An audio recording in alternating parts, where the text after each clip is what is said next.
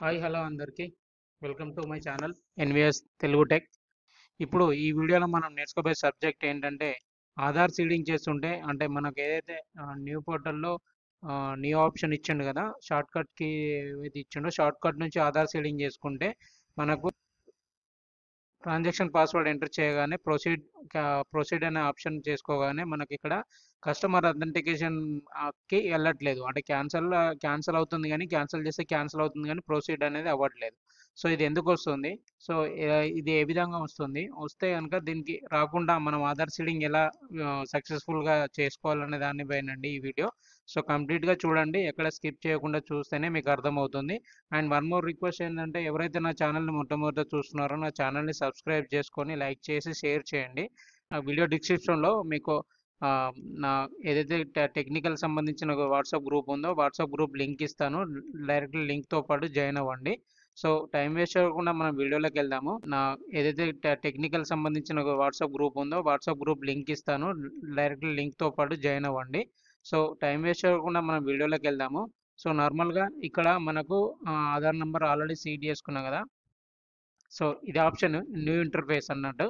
So new kiosk app వచ్చేసి new interface 1 అండి. So ఇక్కడ మనకు కొన్ని ఆప్షన్స్ ఇచ్చిండు. ఏమని ఒకటి రెండు cash deposit, cash withdrawals, fund transfer, balance enquiry, mini statement and view transaction history, APS registration, Aadhaar seeding, passbook printing, account opening, e KYC updation and money transfer. So ఇక్కడ మనము ఆధార్ సీడింగ్ ఉందని చెప్పేసి మనం ఇక్కడ ఆధార్ సీడింగ్ సెలెక్ట్ చేసుకుంటాం. Select చేసుకున్న తర్వాత మనకి ఇక్కడ customer Aadhaar number plus account number అని అడుగుతుంది. సో ఆధార్ నెంబర్ ఆల్రెడీ ఇచ్చేసుకున్నాను, అకౌంట్ నెంబర్ ఇచ్చేసుకుంటున్నాను. సో చాలామంది నార్మల్గా ఇక్కడ డౌట్ వచ్చేది ఏంటంటే ఎస్ ఆర్ నో అనే ఆప్షన్ వస్తుంది. సో ఎస్ చేసుకోవాలా నో చేసుకోవాలనే ఆప్షన్లో కొందరు చాలామంది డౌట్ పడుతున్నారు. సో దానికి నేను క్లియర్గా చెప్తాను. సపోజ్ ఇప్పుడు ఇక్కడ మనకు బై డిఫాల్ట్ ఎస్ అని వచ్చింది అనుకోండి. సో ఇప్పుడు దీని మీనింగ్ ఏంటంటే Aadhaar already linked with other bank, అంటే వేరే ఏ బ్యాంక్ అయినా కానీ ఆల్రెడీ లింక్ ఉన్నది అనుకోండి. ఆ ఆధార్ నంబర్కి ఏదైతే ఎగ్జిస్టింగ్ బ్యాంక్ ఎన్పిఎస్ఏ లింక్ ఉంటే, ఎన్పిఎస్ఏ అంటే ఆధార్ ఎనేబుల్ అంటే డిబిటీ సర్వర్ ఎనేబుల్ ఉంటే కనుక మనం ఇక్కడ ఎస్ చేసుకోవాలి. సో సపోజ్ లేదనుకోండి, అక్కడ ఎలాంటి ఆధార్కి ప్రీవియస్ ఎలాంటి ఆధార్ సీడింగ్కి అకౌంట్ నెంబర్ లింక్ లేదనుకోండి, ఇక్కడ నో చేసుకోవాలి. సో ఇప్పుడు నో చేసుకుంటే మనకి ఏంటంటే ఇక్కడ మనకి ఎలాంటి ఆప్షన్ రాదు, డైరెక్ట్ మూవ్మెంట్ చేసుకోవచ్చు. ఒకవేళ ఎస్ చేసుకున్నాం అనుకోండి, ఎస్ చేసుకుంటే దానికి సంబంధించిన ప్రియారిటీ బ్యాంక్ అంటే ఏ బ్యాంక్ ఉంది, ఇండియన్ పోస్టల్ బ్యాంక్ ఉందా, ఐసిఐసిఐ బ్యాంక్ ఉందా, ఐసిఐసిఐ బ్యాంక్ ఉందా, ఐడిబిఐ ఉందా, ఐడిఎఫ్సి ఉందా, హెచ్డిఎఫ్సి ఉందా, ఇట్లా ఏ బ్యాంక్ ఉందా అనేది మనము, ఇండియన్ ఓవర్సీస్ బ్యాంక్ ఉందా, ఏ బ్యాంక్ ఉన్నది అనేది మనం తెలుసుకోవాలి ముందుగా. దాన్ని తెలుసుకోవడానికి మనము ఎలా అంటే ఆప్షను, సో దానికి మనం ఒక బ్రౌజర్ని ఎంచుకోవాలి, అంటే ఎడ్జ్ అయినా కానీ అండ్ క్రోమ్ అయినా కానీ. సో నేను క్రోమ్లో చూపిస్తున్నాను. సో ముందుగా క్రోమ్ ఓపెన్ చేసుకుందాం. సో క్రోమ్ ఓపెన్ అయిన తర్వాత మనకి ఇక్కడ అడ్రస్ ఏదైతే ఉందో ఇక్కడ search Google or type of URL ఉంది కదా.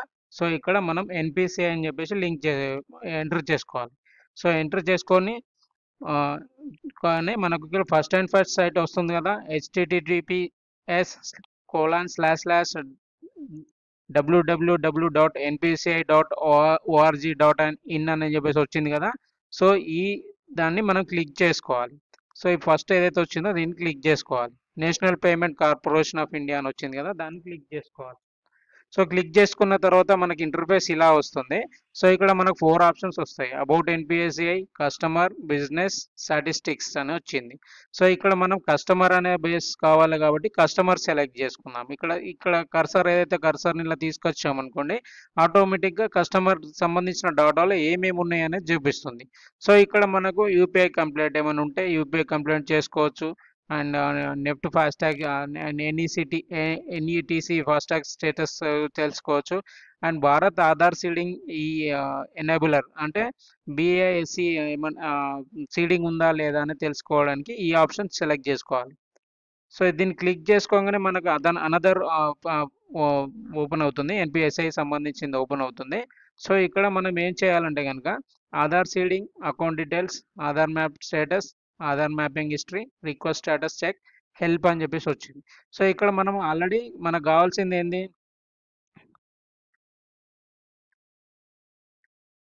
సో ఇక్కడ మనం ఎస్ ఇస్తున్నాం. సో ఎస్ ఇస్తున్నామంటే దాని మీనింగ్ ఏంటి?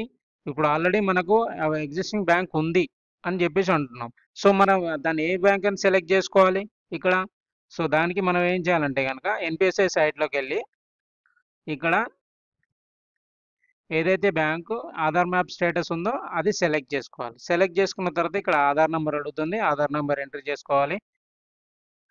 సో ఆధార్ నెంబర్ ఎంటర్ చేసుకున్న తర్వాత మనకి ఇక్కడ క్యాప్చా ఉంది కదా, క్యాప్చా వ్యాలిడ్ క్యాప్చా ఎంటర్ చేయాలి. సో వ్యాలిడ్ క్యాప్చా ఎంటర్ చేసుకోవాలి. వ్యాలిడ్ క్యాప్చా ఎంటర్ చేసుకోగానే కస్టమర్ ఏదైతే ఆధార్ రిజిస్టర్డ్ మొబైల్ నెంబర్ ఉందో రిజిస్టర్డ్ మొబైల్ నెంబర్కి ఓటీపీ వెళ్తుంది.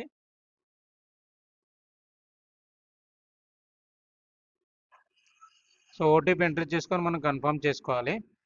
కన్ఫర్మ్ చేసుకోగానే మనకి ఇక్కడ చూపిస్తుంది కదా ఆల్రెడీ బ్యాంక్ ఏ బ్యాంక్ ఉంది, బ్యాంక్ నేమ్ వచ్చేసి స్టేట్ బ్యాంక్ ఆఫ్ ఇండియా.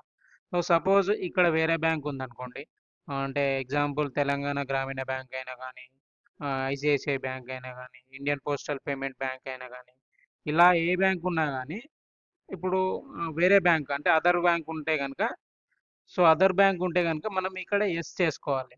ఇప్పుడు స్టేట్ బ్యాంకే ఉంది కాబట్టి నాకు వేరే ఇక్కడ ఏమొచ్చిండు Aadhaar already linked with other bank అని చెప్పేసి అన్నాడు కదా. సో అదర్ బ్యాంక్ లింక్ ఉంటేనే ఎస్ చేసుకోవాలి. ఒకవేళ లేదనుకోండి, లేకుంటే నో చేసుకోవాలి. అంటే సేమ్ బ్యాంకే ఉంది, సేమ్ బ్యాంక్ ఉంది కాబట్టి ఇక్కడ నో ఆప్షన్ అనేది సెలెక్ట్ చేసుకోవాలి. సో ఇప్పుడు సపోజ్ ఇక్కడ వేరే బ్యాంక్ ఏదైనా ఉందనుకోండి, అంటే ఇప్పుడు మేము స్టేట్ బ్యాంక్ ఆఫ్ ఇండియా చూపించాను కదా, స్టేట్ బ్యాంక్ ఆఫ్ ఇండియా చూపించాను కదా. సపోజ్ గ్రామీణ వికాస్ బ్యాంక్ ఉందనుకోండి, తెలంగాణ గ్రామీణ బ్యాంక్, తెలంగాణ గ్రామీణ బ్యాంక్. సో ప్రొసీడ్ చేసుకుందాం. ప్రొసీడ్ చేసుకున్న తర్వాత మనకు ఏజెంట్ ట్రాన్సాక్షన్ పాస్వర్డ్ అడుగుతుంది, పాస్వర్డ్ సెలెక్ట్ చేసుకొని ఎంటర్ చేసుకొని ప్రొసీడ్ చేసుకోవాలి. ప్రొసీడ్ చేసుకున్న తర్వాత ఇక్కడ మనకు ఈ ఆప్షన్ వస్తుంది, కస్టమర్ అథెంటికేషన్ అనేది నెక్స్ట్ స్టెప్ వెళ్ళడం లేదు. సో దానికి ప్రాసెస్ ఏంది, ప్రొసీడ్ ఎన్నిసార్లు ప్రొసీడ్ చేసినా ప్రొసీడ్ అవ్వట్లేదు. క్యాన్సిల్ చేస్తే క్యాన్సిల్ అవుతుంది కానీ ప్రొసీడ్ మాత్రం అవ్వట్లేదు. సో క్యాన్సిల్ చేసుకుందాం. మళ్ళీ ఇక్కడ అంటే ఇక్కడ కాకుండా ఆధార్ సీడింగ్ ఇక్కడ కాకుండా క్యాన్సిల్ చేసుకున్న ఆధార్ సీడింగ్ ఇక్కడ కాకుండా మీకు లెఫ్ట్ హ్యాండ్ సైడ్లో మన ఆప్షన్స్ ఉన్నాయి కదా menus, cash deposits, cash withdrawals, fund transfer, balance enquiry, mini statement, money transfer, transaction history and passbooks సంబంధించింది ఉంది కదా, loan related services, social security schemes, remittance, accounts opening services, ఈ ఏజ్ బ్యాంకింగ్ అని ఉంది కదా. సో ఏజ్ బ్యాంకింగ్లో option ఉంది. So age బ్యాంకింగ్లో మనకు ఆప్షన్ ఇచ్చిండు ఆధార్ సీడింగ్ కాబట్టి ఏజ్ బ్యాంక్ క్లిక్ చేసుకోవాలి. ఏజ్ బ్యాంక్ క్లిక్ చేసుకోగానే దాంట్లో ఎన్ని ఆప్షన్స్ ఉన్నాయి మనకు, ఆధార్ సీడింగ్ చేసుకోవచ్చు, ప్లస్ డీసీడింగ్ చేసుకోవచ్చు, ఈపీఎస్ ఫ్లాగ్ రిజిస్ట్రేషన్ చేసుకోవచ్చు, అండ్ మోడిఫికేషన్ కూడా చేసుకోవచ్చు, అండ్ ఏటీఎం ఇష్యూన్స్ చేసుకోవచ్చు, రీఇష్యూన్స్ కూడా చేసుకోవచ్చు, పిన్ రీసెట్ కూడా చేసుకోవచ్చు. ఆల్ కస్టమర్స్కి, ఎనీ కస్టమర్ అంటే ఎఫ్ఐ కస్టమరా నాన్ ఎఫ్ఐ కస్టమరా వీటికి సంబంధం లేదు. ఆల్ అకౌంట్స్కి కంపల్సరీ మనము ఏటీఎం పిన్ జనరేషన్ చేసుకోవచ్చు. బట్ ఆధార్ ఎనేబుల్ కంపల్సరీ ఉండాలి. ఒకవేళ FI customer, non FI customer అంటే మన బ్యాంక్ కస్టమర్ అని బ్రాంచ్ కస్టమర్ అయితే కనుక మనం పిన్ రీసెట్ చేయాలంటే ఏఈపీఎస్ అనేది రిజిస్ట్రేషన్ అనేది కంపల్సరీ ఉండాలి. సో వాళ్ళకి అయితేనే రీసెట్ అనేది ఆప్షన్ వస్తుంది. సో ఏటీఎం కార్డ్ బ్లాక్ చేసుకోవచ్చు, చెక్ బుక్ రిక్వెస్ట్ కూడా పెట్టుకోవచ్చు. చెక్ బుక్ రిక్వెస్ట్ పెడితే ఏంటంటే కనుక కస్టమర్ అకౌంట్కి, కస్టమర్ అడ్రస్కి అయితే కస్టమర్ అడ్రస్కి వెళ్తుంది. అదర్ లేదు కస్టమర్ అడ్రస్ కరెక్ట్ లేడు అంటే కస్టమర్ అడ్రస్లో లేడు వేరే ఉన్నాడు ప్రాబ్లం అవుతుంది అంటే కనుక డైరెక్ట్ బ్రాంచ్కి పంపించచ్చు, బ్రాంచ్ దగ్గర కూడా కలెక్ట్ చేసుకోవచ్చు. స్టాప్ పేమెంట్స్ రిక్వెస్ట్ అంటే ఏదైతే చెక్ పేమెంట్ సంబంధించి ఉందో చెక్ స్టాప్ చేసుకోవచ్చు అన్నమాట. సో ఇక్కడ మనం ఆధార్ సీడింగ్ మనకు కావాల్సింది ఇప్పుడు ఆధార్ సీడింగ్ కాబట్టి Aadhaar seeding and deseeding select చేసి బ్రాంచ్కి పంపించచ్చు, బ్రాంచ్ దగ్గర కూడా కలెక్ట్ చేసుకోవచ్చు. స్టాప్ పేమెంట్స్ రిక్వెస్ట్ అంటే ఏదైతే చెక్ పేమెంట్ సంబంధించి ఉందో చెక్ స్టాప్ చేసుకోవచ్చు అన్నమాట. సో ఇక్కడ మనం ఆధార్ సీడింగ్ మనకు కావాల్సింది ఇప్పుడు ఆధార్ సీడింగ్ కాబట్టి Aadhaar seeding and deseeding select చేసుకున్నాం.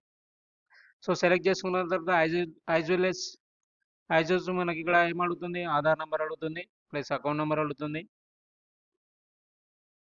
సో మళ్ళీ నేను ఆధార్ నెంబర్ ఇచ్చుకున్నాను, ప్లస్ అకౌంట్ నెంబర్ కూడా ఇచ్చుకున్నాను. సో ఇక్కడ చెప్పాను కదా మీకు ఎస్ అండ్ నో అని చెప్పేసి ఏం వేరియేషన్ ఉంటుంది అంటే డిఫరెంట్ ఏముంటుంది, ఎస్లో డిఫరెంట్ ఏముంది, నో పెడితే ఏం డిఫరెంట్ ఏంది అనేది. సో ఇప్పుడు ఎగ్జిస్టింగ్ నాకు ఏ బ్యాంక్ ఉంది, స్టేట్ బ్యాంక్ ఆఫ్ ఇండియా ఉంది. So state bank of India ఉంది కాబట్టి మనకి ఇక్కడ నో సెలెక్ట్ చేసుకోవాలి. లేదు అదర్ బ్యాంక్ ఉంటే కనుక అదర్ సెలెక్ట్ చేసుకోవాలి. వేరే బ్యాంక్ సెలెక్ట్ చేసుకోవాలి. అంటే వేరే బ్యాంక్ అంటే ఏ బ్యాంక్ ఉంది, ఇక్కడ ఎస్ చేసుకుంటే ఏ బ్యాంక్ ఉంది అనేది మనం ఇవ్వాల్సి వస్తుంది అనమాట. సపోజ్ ఇండియన్ బ్యాంక్ ఉంది అనుకోండి, ఇండియన్ పోస్టల్ పేమెంట్ బ్యాంక్ ఉంటే ఇండియన్ పోస్టల్ బ్యాంక్ లిమిటెడ్ అని పెట్టుకొని ప్రొసీడ్ చేసుకోవాలి. సపోజ్ లేదనుకోండి నో పెట్టుకోవాలి, నో పెట్టుకొని ప్రొసీడ్ చేసేసుకుంటే అయిపోతుంది. సో ఇక్కడ ఎస్ సెలెక్ట్ చేసిన తర్వాత నేను ఇండియన్ బ్యాంక్ సెలెక్ట్ చేద్దాం, Indian postal payment bank. So ఇక్కడ నార్మల్గా చాలా మంది ఏం చేస్తున్నారంటే ప్రీవియస్ బ్యాంక్ నేమ్ అంటుంది. అంటే ప్రీవియస్ బ్యాంక్ నేమ్ అని అంటే స్టేట్ బ్యాంక్కి ఆల్రెడీ లింక్ ఉంటే ఇక్కడ మనం ఎస్ పెట్టాల్సిన అవసరం లేదు, నో పెట్టేస్తే సరిపోతుంది.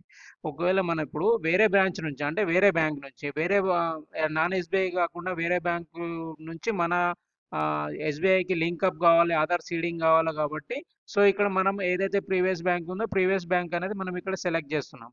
సో ఇప్పుడు ఓన్లీ ఎస్బీఐ ఉందనుకోండి, ఇక్కడ నో పెట్టేస్తే సరిపోతుంది. ఓకేనా? సో ఎస్ అని పెట్టుకున్నాం అనుకోండి, ప్రీవియస్ బ్యాంక్ అన్నది చాలా మందికి ఉంటుంది.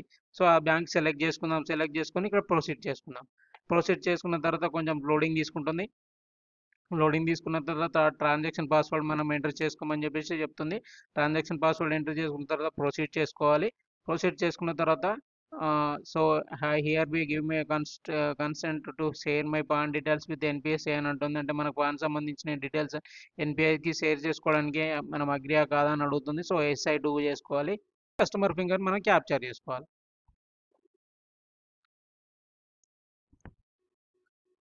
సో కస్టమర్ ఫింగర్ క్యాప్చర్ అయిపోయింది. కస్టమర్ ఫింగర్ క్యాప్చర్ అయిన తర్వాత మనం ఏం చేయాలి, ప్రొసీడ్ చేసుకోవాలి. సో ఇంతే ప్రాసెస్. సో అక్కడ ఎవరైతే షార్ట్కట్లో ఓపెన్ చేస్తున్నారో, షార్ట్కట్లో ఆధార్ సీడింగ్ ఎవరైతే చేస్తున్నారో ఆడ కాకుండా నార్మల్గా మనం ఇక్కడ ఏదైతే ఉందో ఆప్షను ఏఎస్ బ్యాంకింగ్ అనే ఆప్షన్ ఉంది కదా. సో ఏఎస్ బ్యాంకింగ్ అనే ఆప్షన్ కనబడుతుంది కదా మీకు. సో ఇక్కడ మనం సెలెక్ట్ చేసుకోవాలన్నమాట. ఇక్కడ సెలెక్ట్ చేసుకొని ఏదైతే ఆధార్ సీడింగ్ ఉందో ఆధార్ సీడింగ్ డీసీడింగ్ ఉందో ఇక్కడ సెలెక్ట్ చేసుకోవాలి. ఇక్కడ సెలెక్ట్ చేసుకుంటేనే మనకు అది నెక్స్ట్ స్టెప్ అనేది వెళ్తుంది. విజయవంతంగా మనకు ఆధార్ సీడింగ్ అనేది కంప్లీట్ అవుతుంది. సో ఈ వీడియోలో ఇంతేనండి. సో కంప్లీట్గా మీరు చూసిరని అండ్ ఈ వీడియో మీకు క్లియర్గా అర్థమైందని, క్లియర్గా అర్థం చేసుకున్నారని ఎక్స్పెక్ట్ చేస్తూ థ్యాంక్ యూ ఫర్ వాచింగ్.